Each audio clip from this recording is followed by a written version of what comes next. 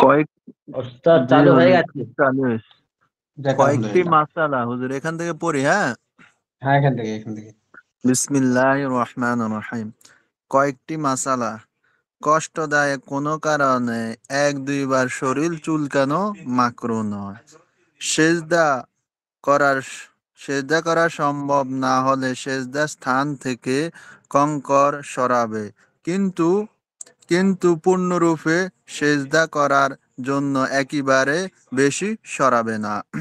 নামাজে যাওয়ার পথে এবং নামাজে অপেক্ষা থাকা অবস্থায় ও আঙ্গুল মোটকানো এবং আঙ্গুল জড়ানো মাকরুহ। মনের হুম। স্থিরতা নষ্ট হতে পারে অবস্থায় নামাজ পড়া মাকরুহ। যেমন ইস্তেঞ্জার ব্যাগ থাকা অবস্থায়, ক্ষুধা বা চাহিদার সময়, খাবার উপস্থিত থাকা অবস্থায়। মোমবাতি বা কফি সামনে রেখে নামাজ পড়া মাকরুহ নয়। কোরআন সামনে থাকা অবস্থায় নামাজ পড়া মাকরুহ নয়।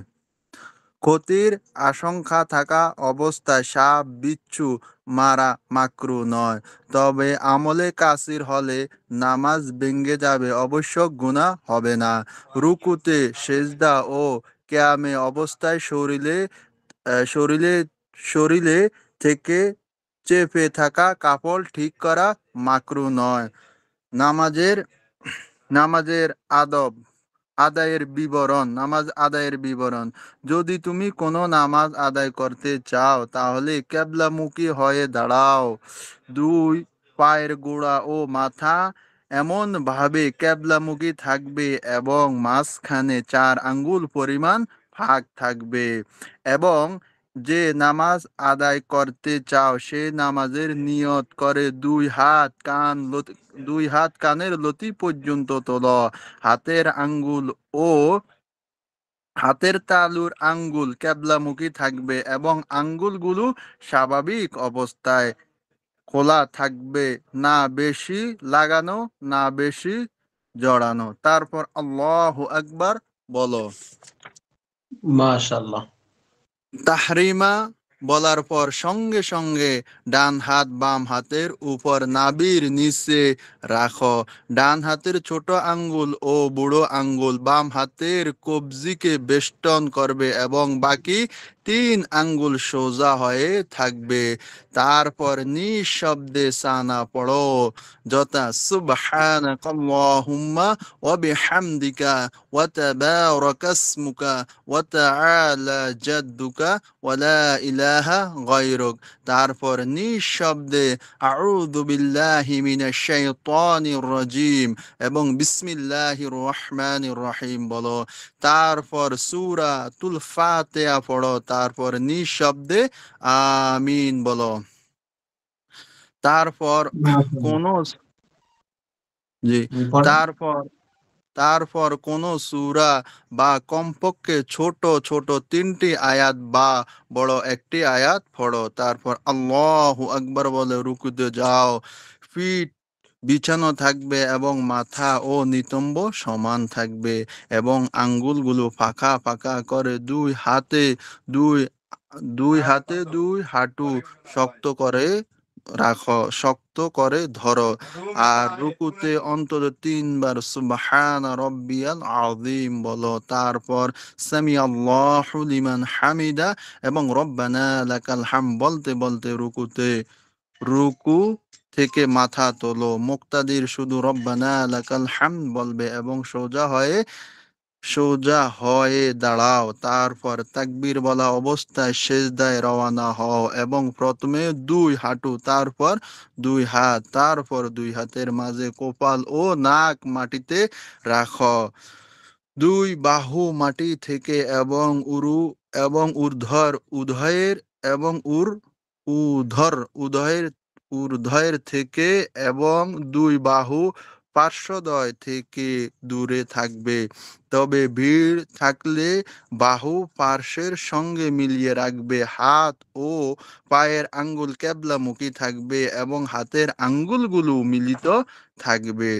সেজদায় অন্তত 3 বার সেজদায় অন্তত 3 বার সুবহান রব্বিয়াল আলা বলো। তারপর তাকবীর বলা অবস্থায় মাথা তোলো এবং দুই সেজদার মাঝে ইত্মিনানের সাথে তাশাহুদের মতো বসো এবং দুই হাত উরুদয়ের উপর রাখো।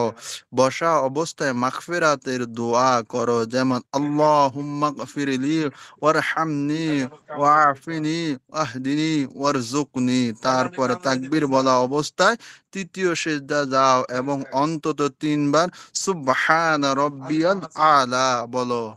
এতটুকু প্রয়োজন ছিল হুজুর। মাশাআল্লাহ।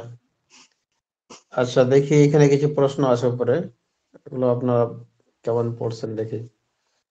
1 নম্বর প্রশ্ন, নামাজের অবস্থায় দাড়িতে হাত দেওয়া, জামার কলার ধরে টানা কোন ধরনের মাকরু বলো? এটা হুজুর, এটা মাকরুহ তাহরিমি। ওস্তাদ মাকরুহ তানজিহ হবে। হ্যাঁ হ্যাঁ হ্যাঁ, মাকরুহ তাহরিমি। এটা ছোট মাকরু হবে, হ্যাঁ।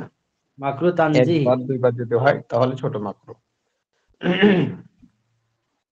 2 নম্বর, কি ধরনের কাপড়ে নামাজ পড়া মাকরু?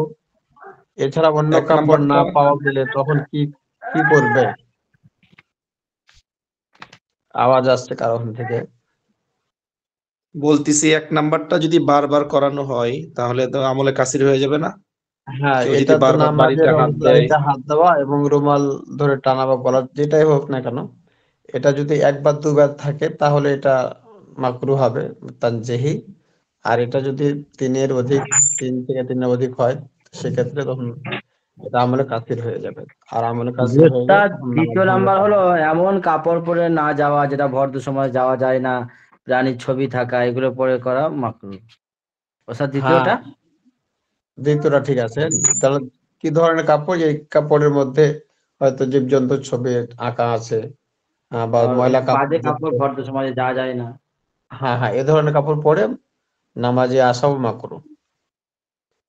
3 নম্বর, যথা নিয়মে যথাস্থানে হাত না রাখার বিষয়টি বিস্তারিত উদাহরণ সহ উদাহরণ দিয়ে বোঝাও।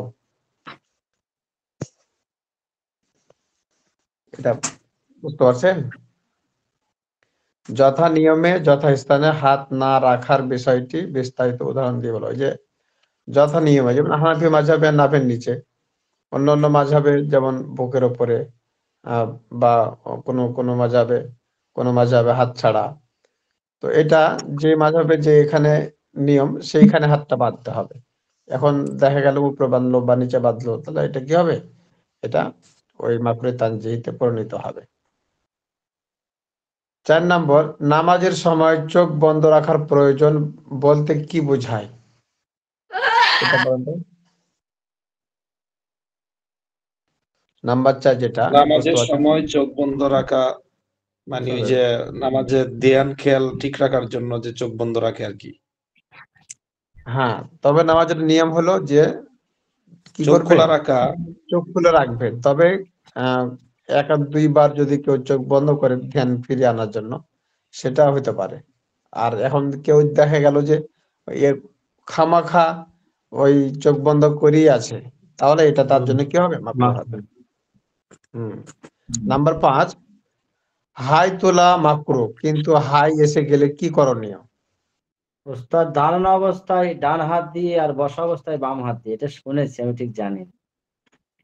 প্রথমে দমন করার চেষ্টা করা, এরপর দাঁড়ানো হ্যাঁ হ্যাঁ অবস্থায় ডান হাত দিয়ে, তারপর হ্যাঁ, বসা ঠিক অবস্থা আছে। অন্য অবস্থায় বাম দাঁড়ানো হাত দিয়ে। অবস্থায় ডান হাত দিয়ে আর বসা অবস্থায় বাম হাত দিয়ে, ঠিক ঠিক আছে এটা। জি। নাম্বার 6, ইমামের কোথায় কি অবস্থায় দাঁড়ানো মাকরু এবং মাকরু নয় বিস্তারিত বলো। ইমামের জন্য যেটা।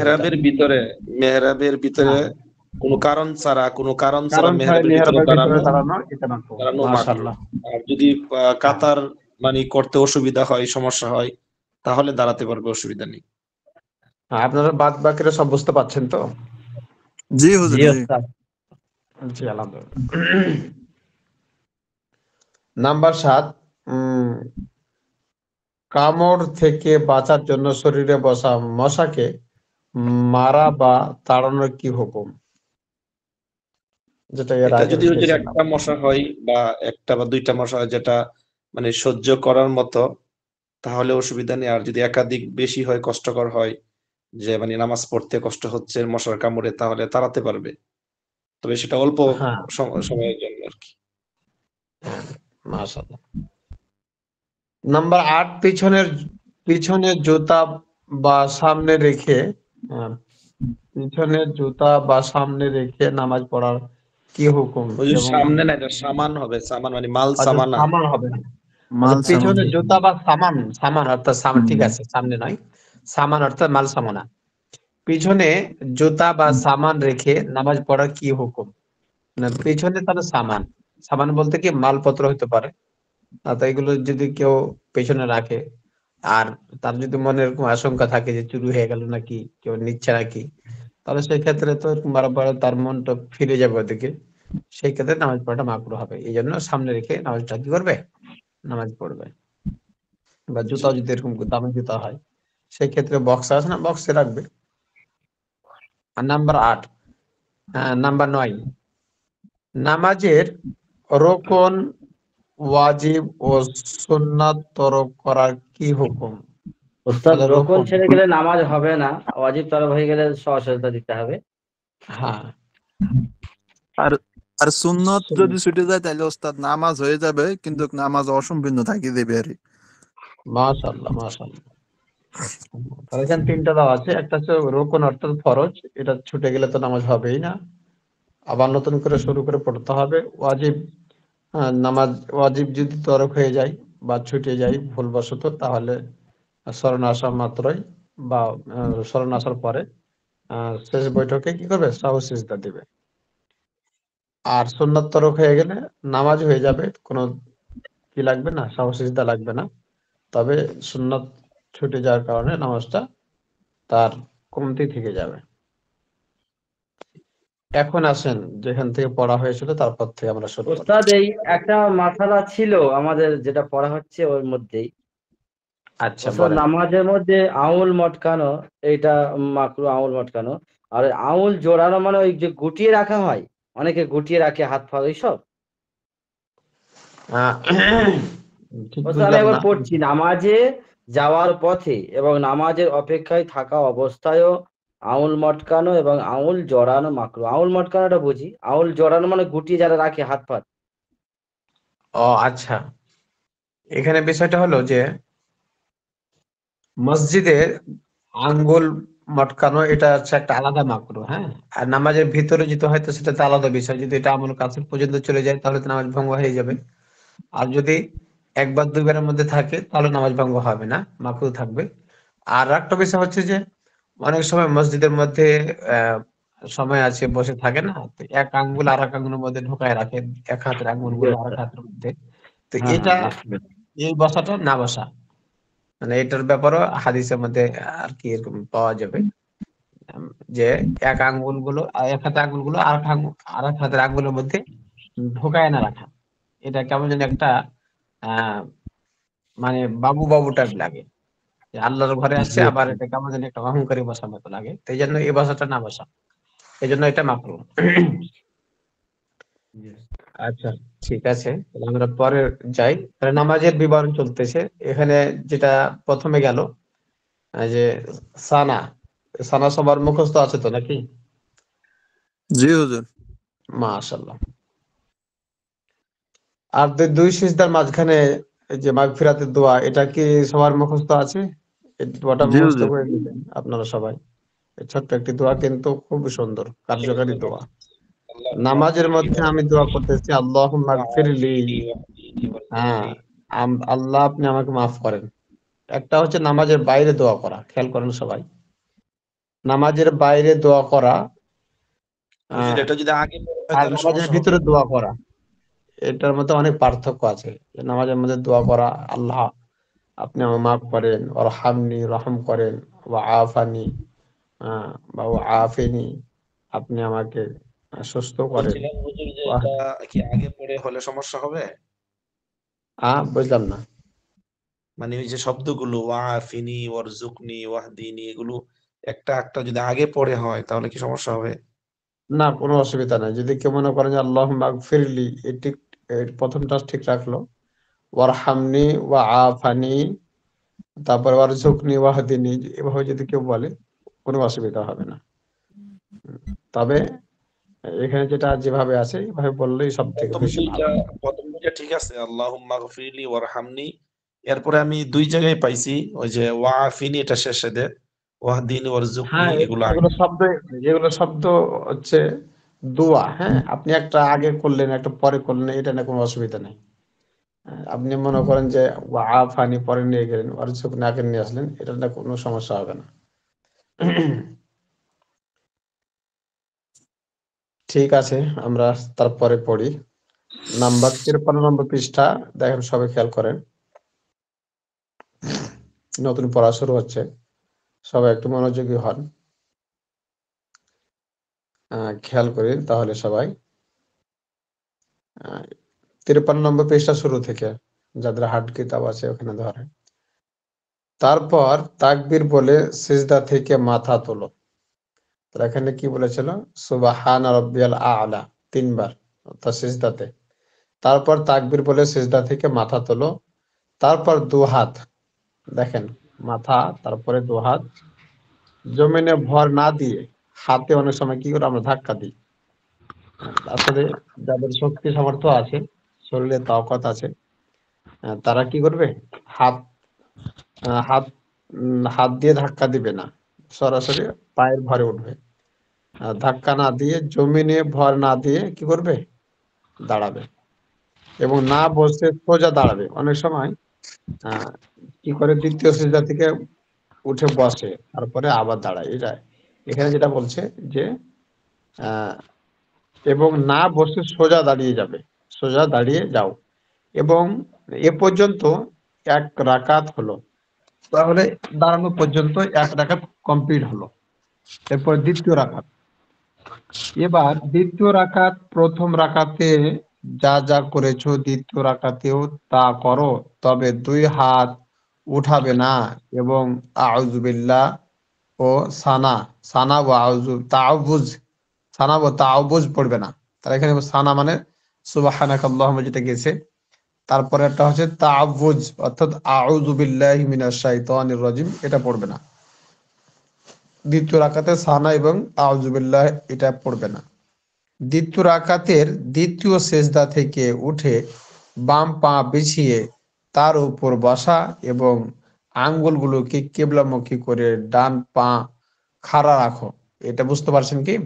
যে তাহলে বাম পা বিছিয়ে তার উপরে বসবে, আর ডান পা কি করবে? খাড়া রাখবে। অর্থাৎ পায়ের আঙ্গুলগুলো উল্টে থাকবে, পশ্চিম দিকে মুখ করে। এটা বলছে এখানে। আর 2 হাত উড়ুর ওপর রাখো, অর্থাৎ রানের উপরে, 2 পায়ের হাঁটু বরাবর 2 হাত কি করবে? রাখবে। হাতের আঙ্গুলগুলো স্বাভাবিক ভাবে ছড়ানো থাকবে। স্বাভাবিক যেভাবে থাকে আর কি আঙ্গুলি, এভাবে থাকবে, না গোছানো, না অনেকগুলো ফাঁকা ফাঁকা, বরং স্বাভাবিক হাত থাকলে যেভাবে হয় এভাবেই রাখবে। এবং কেবলামুখী থাকবে। তাহলে হাতের আঙ্গুলগুলো কোথায় থাকবে? কেবলা দিয়ে মুখ মুখ হয়ে থাকবে। এমন নয় যে অনেক সময় হাঁটুর নিচে নিয়ে চলে গেলাম বেশি, তাহলে নিচ দিকে চলে গেল হাতের আঙ্গুলগুলোর মাথাগুলো। এই জন্য এটা খেয়াল রাখতে হবে যাতে নিচ দিকে না চলে যায়, বরাবর থাকবে, হাতের আঙ্গুলগুলো যেন কেবলামুখী থাকে।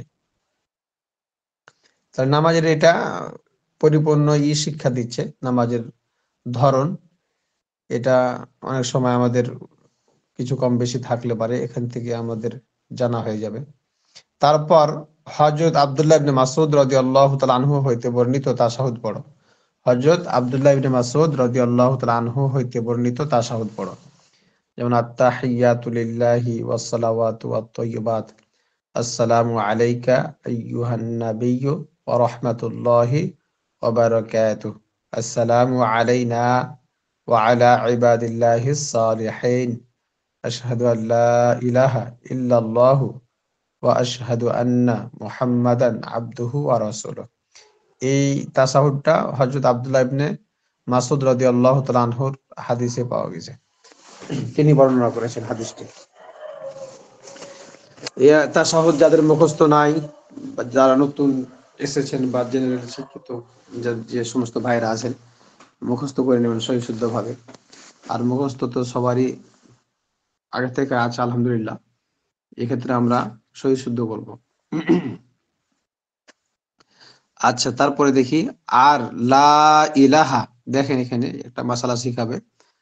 আর লা ইলাহা বলার সময় বৃদ্ধা ও মধ্যমা দ্বারা বৃত্ত করো এবং শেষ দুই আঙ্গুল মুঠো করে শাহাদাত আঙ্গুল দ্বারা উপরের দিকে ইশারা করো এবং ইল্লাল্লাহ বলার সময় শাহাদাত আঙ্গুল নামিয়ে ফেলো এবং সব আঙ্গুল সোজা করে রাখো। তোমার নামাজ দু রাকাতি হলে তাশাহুদের পর দুরুদে ইব্রাহিম পড়ো। তাহলে এটা এই মাসলাটা বুঝতে পারলেন কি, যে আমরা এই যে আঙ্গুল তুলি না, জি ওস্তাদ। আঙ্গুল তোলার সময় যে আমরা একটা বৃত্ত করি, অর্থাৎ মধ্যম আঙ্গুল দ্বারা আর বৃদ্ধা আঙ্গুল দ্বারা, তারপরে দুই পরের দুইটা আঙ্গুলকে কি করি একটু গোটায় রাখি, আর শাহাদাত আঙ্গুল দ্বারা আমরা কি করি ইশারা করি। তো এটা কোন সময়, যে এখানে লা ইলাহা বলার সময় আঙ্গুলটা শাহাদাত আঙ্গুলটা উঠাইতে হবে, আর ইল্লাল্লাহ সময় নামায় দিতে হবে, আর হাত নামানোর সঙ্গে সঙ্গে সব আঙ্গুলগুলোকে সোজা করে দিতে হবে। তারপরে কি করতে হবে, দুরুদে ইব্রাহিম শেষ বৈঠক যদি হয় তাহলে দুরুদে ইব্রাহিম পড়তে হবে। আল্লাহুম্মা সাল্লি আলা মুহাম্মাদ ওয়া আলা আলি মুহাম্মাদ কামা সাল্লাইতা আলা ইব্রাহিম ওয়া আলা আলি ইব্রাহিম ইন্নাকা হামিদুম মাজিদ। আল্লাহুম্মা বারিক আলা মুহাম্মাদ ওয়া আলা আলি মুহাম্মাদ কামা বারাকতা আলা ইব্রাহিম ওয়া আলা আলি ইব্রাহিম ইন্নাকা হামিদুম মাজিদ। এগুলো কিন্তু আপনাদের কাছ থেকে আগামী সপ্তাহে একে একে শোনা হবে, এই জন্য সবাই মুখস্থ করে নেবেন ভালোভাবে। এরপরে দেখেন, তারপর নিজের জন্য, হ্যাঁ নিজের জন্য, হ্যাঁ আল আদিয়াতি মাসুরাহ, আল আদিয়াতি বা আল আদিয়াতি আল মাসুরা বা আল আদিয়াতিল মাসুরা, মানে দোয়া মাসুরা যেটা আমরা বলি, থেকে কোন দোয়া দোয়া করো। আল আদিয়াতিল মাসুরা মানে এটা উজ্জমা আনছে, অর্থাৎ বহু বচন, মানে মাসুরা গুলোর মধ্যে থেকে যেটা তোমার মুখস্থ আছে সেটা তুমি পড়ো। যেমন আল্লাহুম্মা ইন্নী যালামতু নাফসি যুলমান কাসীরা ওয়া ইন্নাহু লা ইয়াগফিরুয যুনুবা ইল্লা আনতা ফাগফিরলি মাগফিরাতাম মিন ইনদিকা ওয়ারহামনি ইন্নাকা আনতাল গফুরুর রাহিম। এটা হলো দোয়া মাসুরা, যেটা আমরা দুরূদ শরীফের পরে পড়ে থাকি। এখানে একটা শব্দ ভিন্ন দেওয়া আছে, ভিন্ন নয়, একটু আলাদা করে দেওয়া আছে। আল্লাহুম্মা ইন্নী যালামতু নাফসি যুলমান কাসীরা ওয়া লা ইয়াগফিরুয যুনুবা পড়ে আমরা, এখানে ইন্নাহুটা বেশি দেওয়া আছে, অসুবিধা নাই। ইন্নাহু এটা আনে, এটা এখানে যেটা আছে ইন্নাহু, এটা আরো তাগিদ, গুরুত্ব বোঝানোর জন্য আসছে আর কি। এই দোয়াগুলো আমরা সবাই মুখস্থ করে নেব। শুনতে পাচ্ছেন আপনারা সবাই? জি ওস্তাদ, শুনতে পাচ্ছি। হুম।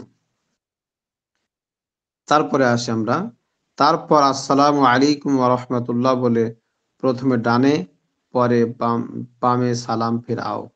ডান দিকে সালামের সময় ডান দিকের মুসল্লিদের এবং নেককার জিন এবং হেফাজতকারী ফেরেশতাদের নিয়াত করো। মানে ইমাম সাহেব যখন সালাম ফিরাবে, এরকম একটা তার মনের মধ্যে ধারণা থাকবে যে এদিকে তো কি আছে, ডান দিকে সালাম ফেরানোর সময় ডান দিকের মুসল্লিতে আছে, তারপরে কি আছে নেককার জিনগুলো থাকে, তারপরে হেফাজতকারী ফেরেশতা অর্থাৎ ডান কাঁধে ফেরেশতা যারা থাকে, এদের মানে একটা মনের মধ্যে একটা ধারণা থাকবে যে এরা আছে এ পাশে, এদের সবাইকে সালামটা তাদের উদ্দেশ্যে। তদ্রূপ বাম দিকে সালামের সময় বাম দিকের মুসল্লি এবং নেককার জিন এবং হেফাজতকারী ফেরেশতাদের নিয়াত করা। আর মুক্তাদি হলে ইমামের দিকে সালামের ইমামের নিয়াত করা। আর মুক্তাদি হলে ইমামের দিকের সালামের বা সালামে ইমামের নিয়াত করা। মুসল্লি তার সামনে যে আছেন, ইমাম আছেন, বা পিছনের কাতারে হলে তারা সামনে যারা আছেন, এরকম একটা মনের মধ্যে একটা কি থাকবে, ধারণা থাকবে সালাম ফেরানোর সময়। আর তিন তাক তিন তিন রাকাতি বা 4 রাকাতি নামাজ হলে তাশাহুদ পড়ে আহ তাকবীর বলে তৃতীয় রাকাতের জন্য সোজা দাঁড়িয়ে যাও।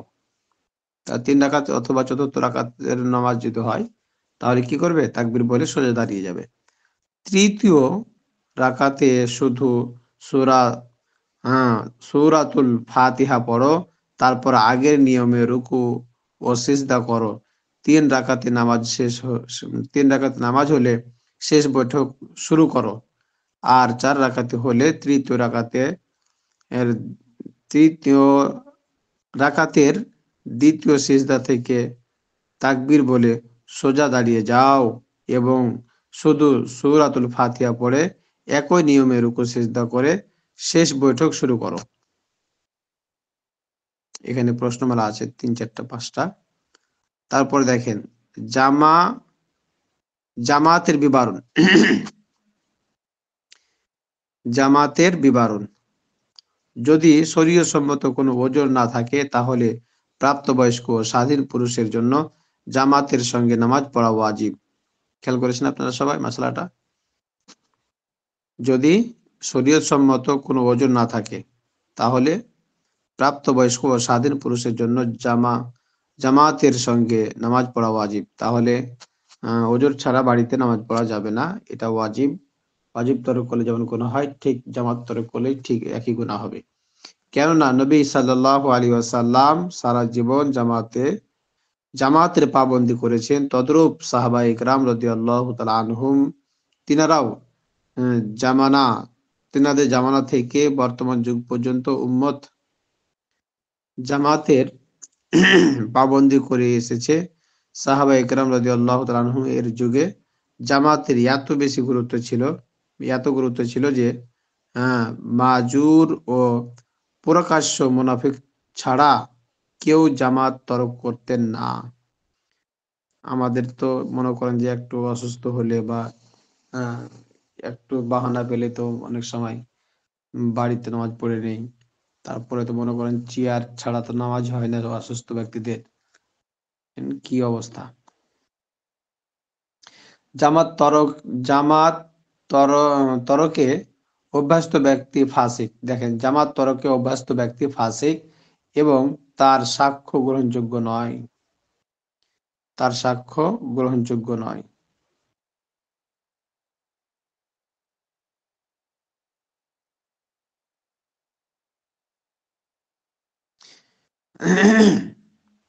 হাদিস শরীফে জামাতের বহু ফজিলত বর্ণিত হয়েছে। নবী করিম সাল্লাল্লাহু আলাইহি ওয়াসাল্লাম বলেছেন, সালাতুল জামাআতি তাফদুলু সালাতাল ফাজ্জি বিসাবইন ওয়া ইশরিনা দারাজা। রাওয়াহু মুসলিম শরীফ। দেখেন, জামাতের নামাজ একা নামাজের চেয়ে 27 গুণ উত্তম।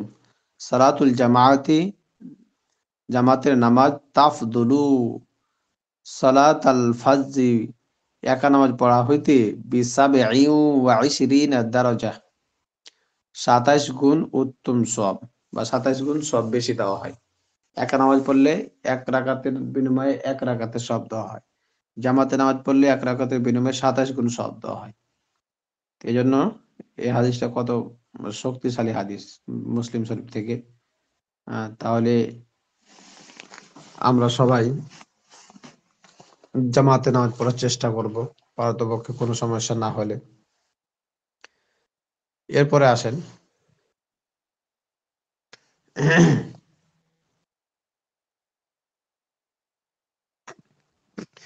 জুমা ছাড়া যে কোনো নামাজে ইমাম ও একজন মুক্তাদি দ্বারা জামাত হয়ে যায়।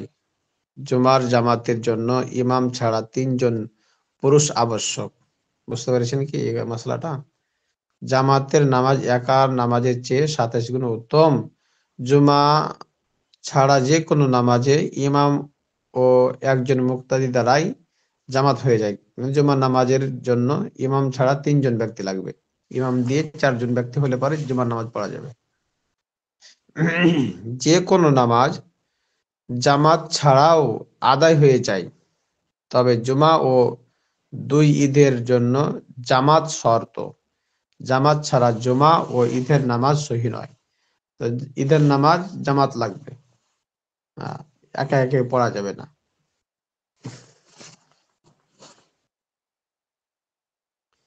বুঝতে পেরেছেন কি? তাহলে জামাত ছাড়া কি হবে না? ঈদের নামাজ জুমার নামাজ সহি হবে না।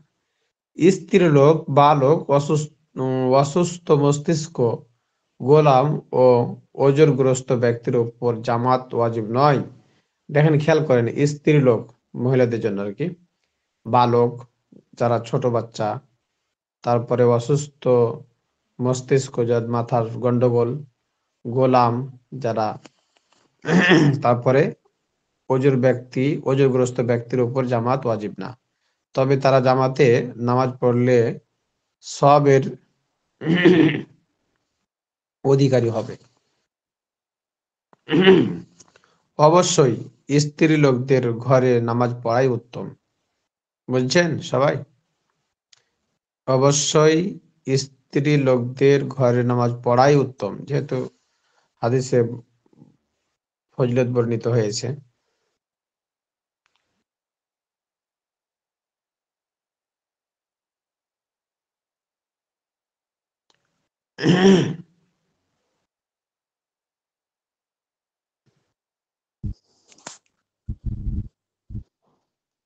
তারপরে আসেন, হুজুর আমরা তো ঈদের নামাজ পড়ি জামাতে ইনশাল্লাহ। আর মহিলাদের ক্ষেত্রে কি হবে হুজুর? মহিলারা ঈদের নামাজ কি বাড়িতে পড়বে না, তাদের জন্য নাই? হানাফি মাযহাব মতে মহিলাদের জন্য ঈদের নামাজ পড়া লাগবে না। পুরুষের নামাজ মহিলাদের জন্যই কাফি। আচ্ছা, ওটা আসবে, ঈদের নামাজের মাসলা আসবে, তখন সবগুলো জানতে পারবেন ইনশাআল্লাহ। গোলামের জন্য কেন?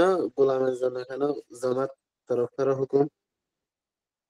আচ্ছা, এটা পড়তেছিল কোনটা জানা? হ্যাঁ, দেখেন এখানে খেয়াল করেন।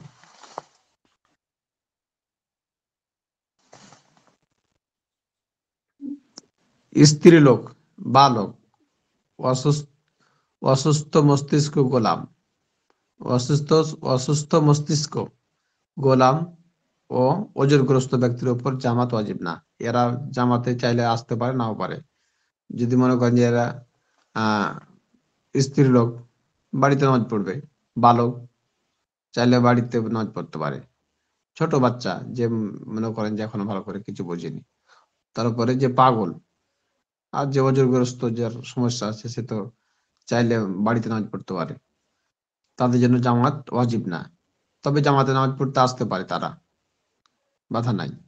তবে তারা জামাতের নামাজ পড়লে সওয়াবের অধিকারী হবে। অবশ্যই স্ত্রী লোকদের ঘরে নামাজ পড়ে হচ্ছে উত্তম। হ্যাঁ, হুজুর, হুম, হুজুর, এখানে একটা কথা জানার দরকার, এই যে গোলাম ও ওজরগ্রস্ত ব্যক্তির উপর জামাত ওয়াজিব না। আচ্ছা হুজুর, এখানে এই যে যারা আপনার কাজ কর্মে থাকে, তাদের জন্য কি হুজুর এরকম জামাতে না শরীক হওয়াটা কি ওয়াজিব না নাকি হুজুর? যারা কাজ করে হুম। আর কাজ করেনওয়ালা ব্যক্তি জন্য যে গোলামের মসজিদে পর্যায়ে যে, পড়ে, হ্যাঁ, ওরা তো নামাজ গোলামের পড়তে পর্যায়ে হবে পড়ে। এটা নয়, বরং তাদের জন্য মসজিদে গিয়ে জামাতে নামাজ পড়াটাও হচ্ছে কি ওয়াজিব। কাজটা এটা ওজন না। এখন এমন কোন জরুরি কাজ যদি থাকে যেটা না করলে ক্ষতি হয়ে যাবে, সেই ক্ষেত্রে সেই কাজের জন্য এটা হতে পারে আলাদা বিষয়। কিন্তু যদি ক্ষতি না হয়, মালিক কিছু না বলে, তাহলে পরে সেই ক্ষেত্রে মসজিদে গিয়ে জামাত করাটাই তার জন্য উচিত। আর যদি আশেপাশে মসজিদ না থাকে, তাহলে সেক্ষেত্রে দূরে অনেক যদি হয়, যেতে আসতে অনেক সময় লাগবে, তাহলে কর্মস্থলে 3-4 জন, 5 জন, 6 জন মিলে জামাত করে নিতে পারে। এখন হুজুর এই যে এখানে গোলামের কথা আসছে না, গোলাম তো আমি যেটা বুঝি আর ঠিক আছে, মানে কোন মালিকের যে কাজ করে তারে তো গোলাম বলে নাকি? না, গোলামটা এখন তো গোলামের বিধান নাই, মানে গোলাম ছিল আগের জামানায়, যেটা মানুষকে বাজারে বিক্রি করা হতো। গরু ছাগল যেভাবে বিক্রি করে এভাবে মানুষকে বিক্রি করে তার গোলাম বানিয়ে রাখতো। মানে এখন তার অধীনে থাকবে, সেই স্বাধীন না, সে চাইলে যেখানে ইচ্ছে যেতে পারবে না, মালিক যা বলবে তাই তাকে শুনতে হবে, মালিকের বাইরে সে কিছু করতে পারবে না। জয়নাভারের অথবা কাজ তো এমনই, গোলামির মাধ্যমেই তো কাজ। ও অন্য, হ্যাঁ উনি চাইলে অন্য জায়গায় কাজেও যেতে পারবে না। হ্যাঁ, সে যা বলবে তাই তাকে পালন করা তার জন্য ফরজ, ওয়াজিবের হ্যাঁ, মতো। হ্যাঁ আমরা তো মনে করেন যে হুজুর আমাদের উপরে তো মনে করেন যে আরবাবুর উপরে দেখা গেছে যাই সিএম পিএম ইঞ্জিনিয়ার, ঠিক আছে তো তারা স্তরে স্তরে আস্তে আস্তে লাস্ট পর্যন্ত দেখা যাচ্ছে আমার কাছে, ঠিক আছে তো এই জন্য এই মশালাটা জিজ্ঞেস করলাম আর কি, কারণ একটা ইঞ্জিনিয়ার কিন্তু কোম্পানির অর্ডার ছাড়া কাজ করতে পারে না, তারপরে ফোরম্যান ইঞ্জিনিয়ারের অর্ডার ছাড়া করতে পারে না, এই জন্য জিজ্ঞেস করলাম আর কি হুজুর। না, ওটা হচ্ছে কর্ম কর্মচারী, হ্যাঁ, কাজ করছে, সেক্ষেত্রে ওটা আলাদা বিধান। আর এটা এটা এটা হচ্ছে শরীয়তের গোলাম, শরীয়তে যে বিধানটা আর কি, ওই গোলাম এখন বর্তমান জমানাতে নাই। জি জি। হ্যাঁ, ওই গোলামের যে কথা বলছে এখানে, এগুলো এগুলো হচ্ছে আমরা মানুষের অধীনে কাজ করি, ঠিক আছে। জামাত ওয়াজিব না হওয়ার ওজর, জামাত ওয়াজিব না হওয়ার ওজর কি? এই যে এখানে ওজর যেটা বললো না যে ওজরগ্রস্ত ব্যক্তি, তো ওজর কি কি জিনিস এখানে বোঝা যাবে এখন। এক নম্বর, প্রচন্ড বৃষ্টি বা ঠান্ডা বা অন্ধকার হলে, তাহলে প্রচন্ড বৃষ্টি, বাইরে যাওয়া যাচ্ছে না, বাইরে যাওয়া যাচ্ছে না যখন, তা তো আপনি বৃষ্টিতে যেতেই পারছেন না, তো সেটা একটা একটা ওজর। এই বৃষ্টি হওয়াটাই একটা কি, জামাতে না যেতে পারলে, মসজিদে যেতে না পারলে, তখন চাইলে সে বাড়িতে নামাজ পড়তে পারে বা যেখানে আছে সেখানে নামাজ পড়তে পারে। বা ঠান্ডা, বৃদ্ধা লোক মনে করেন অত ঠান্ডা সহ্য করতে পারছে না, বা ঠান্ডা গেলে তার অসুস্থ বেড়ে যাবে, সেই ক্ষেত্রে সে বাড়িতে নামাজ পড়তে পারে। বা অন্ধকার, এমনও পথ, এখন তো মনে করেন যে আধুনিক যুগ, সব রাস্তাঘাটের লাইট আর লাইট, হ্যাঁ, বৈদ্যুতিক বাল্ব দেওয়া আছে, সেই ক্ষেত্রে অন্ধকারের মশলাটা আপাতত না লাগাই ভালো। বা গ্রাম অঞ্চল হতে পারে এমন অন্ধকার যে রাস্তা ভালো না, সেই ক্ষেত্রে তখন এই মশলাটা প্রয়োগ করা যাবে।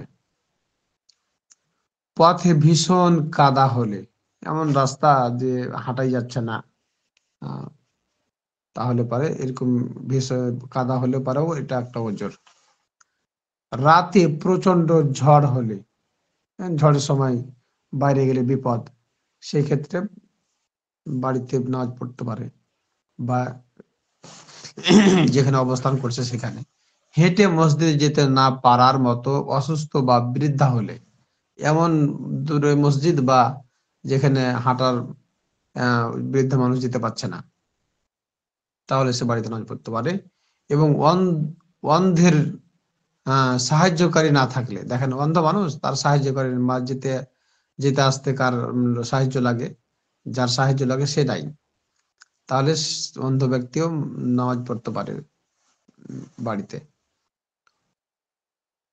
তারপরে কি বললো, এবং অন্ধের সাহায্যকারী না থাকলে জামাতে যাওয়া ওয়াজিব নয়। তাহলে এখানে যে কয়টা ওজর বললো, এই কয়টা ওজর একটু ভালো করে মুখস্থ করে নেবেন সবাই, তাহলে পারে মাসালাগুলো মনে থাকলে পারে আমরা আমল করতে পারবো, অথবা মানুষকে মাসলাগুলো জানিয়ে দিতে পারবো। কেউ যদি এমন গরিব সেবায়, রোগীর সেবায় ব্যস্ত থাকে যে তার অনুপস্থিতিতে রোগীর ক্ষতি বা কষ্ট হবে, তার উপরও জামাত ওয়াজিব নয়, এটা একটা ওজর। হ্যাঁ, কেউ যদি রোগীর সেবায় ব্যস্ত থাকে, তার অনুপস্থিতিতে রোগীর ক্ষতি বা কষ্ট হবে, তার উপরও জামাত ওয়াজিব না। তারপরে মাসালা, সফরে কাফেলার যাত্রার সময় হয়ে গেলে, গাড়ি ও জাহাজ ছেড়ে দেওয়ার সময় হয়ে গেলে এবং সামান হারিয়ে যাওয়ার ভয় থাকলে জামাতে শরিক হওয়া ওয়াজিব না।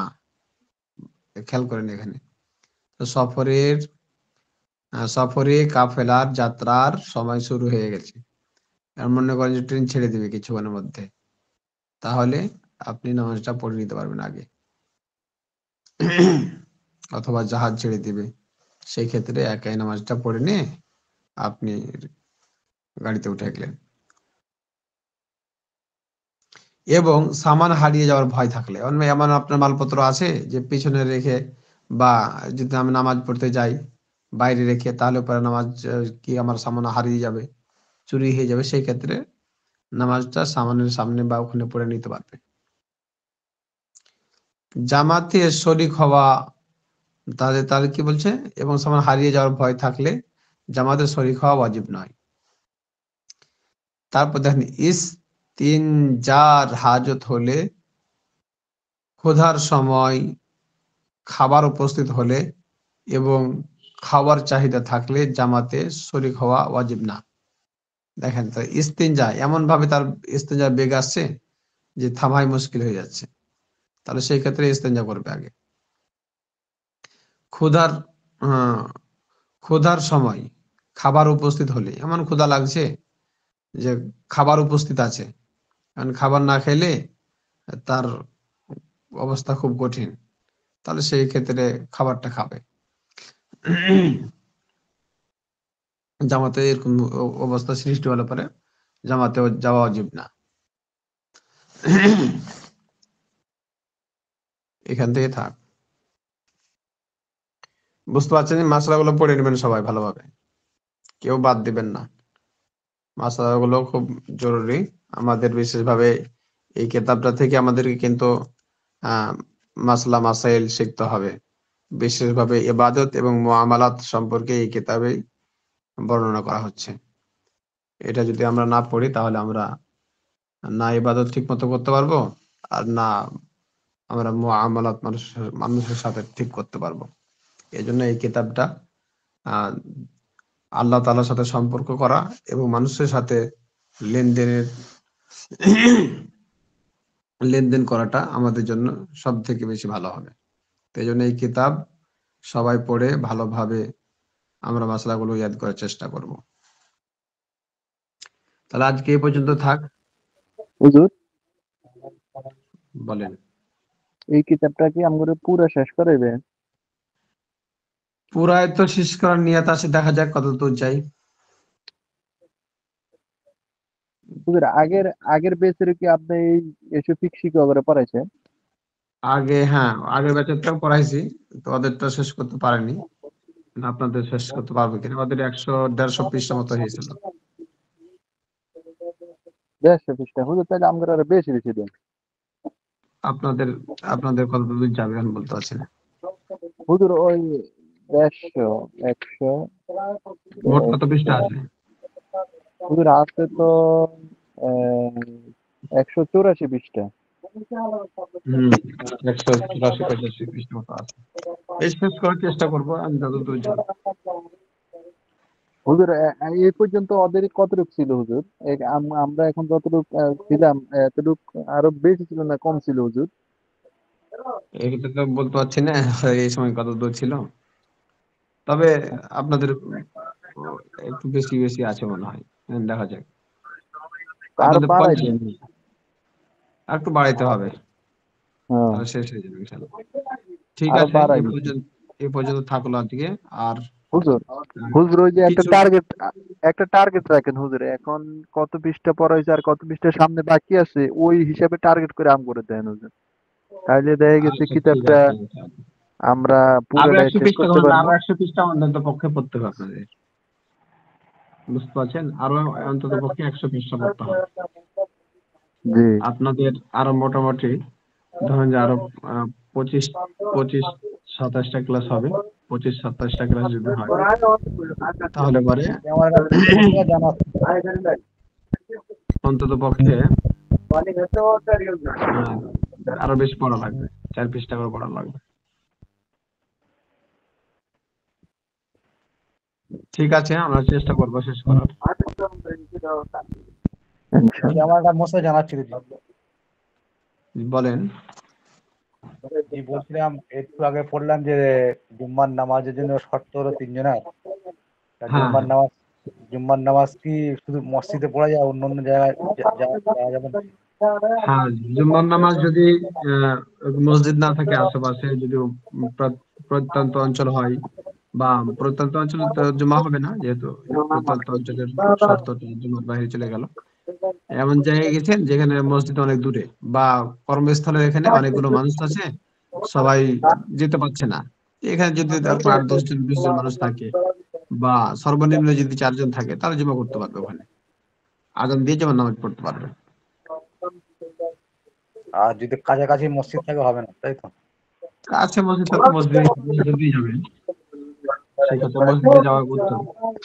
মসজিদে যাওয়া যাচ্ছে না, এমন একটা বাউন্ডারির ভিতরে আছেন, বা কোনো একটা কোম্পানির বাউন্ডারির ভিতরে আছেন, এখন বাড়িতে দিচ্ছে না, বা বের হওয়ার কোনো নিয়ম নাই, সুযোগ নাই, সেক্ষেত্রে মসজিদে যাওয়া থেকে ওই ভেতরেই যারা পারেন বা পারে, সেই ক্ষেত্রে সেখানে নামাজ পড়তে পারবে জুমার। জি জি। হুজুর, একটা মাসালা জিজ্ঞেস করার দরকার ছিল হুজুর। তো হুম। জুম্মার নামাজের আমি আমাদের এখানে তো হুজুর ওই যে আপনার মাইকে আজান দেয়, মাইকে তেলাওয়াত হয়, আপনার সবকিছু শুনে যায়। তো এই ক্ষেত্রে হুম। যদিও কোনো কারণে দেখা গেছে মাইকে নামাজটা পড়াইতেছে, সব শুনে যাইতেছে, যদি হুম। আমি আপনার ওই সময়ের ভিতরে যদি আমি যাইতে না পারি, তখন দেখা গেছে যে আওয়াজটা শুনতেছি, তখন আমি কি কোনো জায়গার মধ্যে খাড়াইয়া ইমামের সাথে কি নামাজটা আদায় করতে পারবো নাকি হুজুর? না না, এটা কোনোভাবে হবে না, হ্যাঁ, নামাজ হবে না তো। আপনার ইমামের সাথে ইত্তেসাল না থাকার কারণে আপনার নামাজ হবে না। মানে ওই অর্থাৎ যে ইমামের কাতারের সাথে অ্যাডজাস্ট না হওয়ার কারণে নাকি? হ্যাঁ, অন্তত পক্ষে আহ সর্বোচ্চ আহ মসজিদ বা মসজিদের যে কাতারগুলো থাকে, এই কাতারগুলোর আহ যে একটা মসজিদ ইমাম সাহেবের সাথে একটা সম্পর্ক ইত্তেসাল। আর এখন দেখা গেল যে 3-4 কাতার পরে যদি আবার কেউ দাঁড়ায়, তার নামাজটা হবে, কিন্তু মাকরু হয়ে যাবে। আরো যদি বেশি দূরে দাঁড়ায়, তাহলে তার নামাজ হবে না, মানে ইমামের সাথে তার ইত্তেসাল থাকলো না, সম্পর্ক থাকলো না, জি ওস্তাদ, আওয়াজ শোনা যেত না। ইমা জি ওস্তাদ, ইমাম যখন তারাবি পড়ায়, আমি তারাবি পড়াই। এবার তারাবি পড়ানোর কারণে মসজিদের মাইকটা তো জোর, বক্সে আওয়াজটা প্রচুর জোর। এবার মসজিদের পাশেই অনেক বাড়ি ঘর আছে, আর বোনরা তারা ওই রকম ভাবে আমার সাথে নামাজ পড়ে। তাহলে ওদের কি হবে? হবে না ইত্তেসাল তো? যদি ঠিক থাকে তাহলে নামাজ হবে, আর ইত্তেসাল যদি ঠিক না থাকে তাহলে নামাজ ওদের হবে না।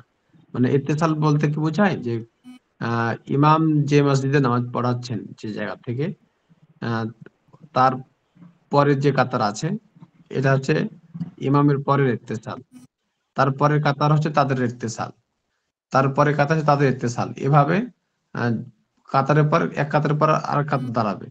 এখন দেখা গেল যে কিছু কাতার বাদ দিয়ে যদি মনে করেন দূরে দাঁড়ায়, তাহলে তার নামাজটা হবে না। কেন? তার ইত্তেসালটা নষ্ট হয়ে গেল, মানে ইমামের সাথে তার সংযোগটা নাই। এই জন্য দেখবেন ইস্তেমা আহ এতে বলে ইত্তেসাল, ইত্তেসালের কাতার খুঁটি আছে, এগুলো পূরণ করে দাঁড়াইতে হবে। কেন? যাতে করে জামাতটা একসাথে হয়।